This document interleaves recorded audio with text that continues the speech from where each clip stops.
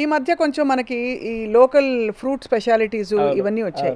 మీరు iceberg menu decide చేసినప్పుడు ఏమేమి ఉండాలి చెప్పి ఫస్ట్ అసలు మీకు ఐస్ క్రీమ్ రెసిపీ తెలుసా, ఎలా తయారవుతుందో మీరే రీసెర్చ్ చేశారా, ఎలా జరిగింది అది? అంటే మీరు అడిగారు కాబట్టి చెప్తున్నా. మా ఎంటైర్ బ్రాండ్లో నాకు 85 స్టోర్లు ఉన్నాయి. నేను ఇక్కడ స్టార్ట్ చేసి 12 ఏళ్ళు అయింది. మా దగ్గర మాస్టర్ అని కానీ షెఫ్ అని కానీ మా దగ్గర ఎవరు లేరు. నా కోసం వెయిట్ చేస్తారని నాకు అనిపిస్తుంది. అంతే కదా?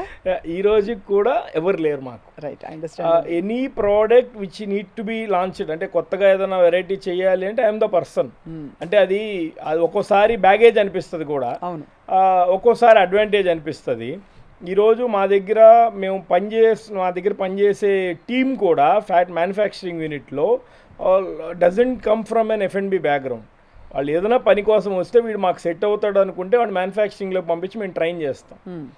వీడు లేదు మ్యానుఫ్యాక్చరింగ్ సెట్ అవ్వడం అంటే లాజిస్టిక్స్లోనో ప్యాకేజింగ్లోనో ఈ డిపార్ట్మెంట్స్లో పెడతాం. సో ఇట్స్ ఆల్ అబౌట్ మేము బిల్డ్ చేసాం. ద రీజన్ ఏంటి అంటే నేను మార్కెట్ నుంచి ఎవరినైనా ఒక షెఫ్ని తీసుకొని వస్తాను.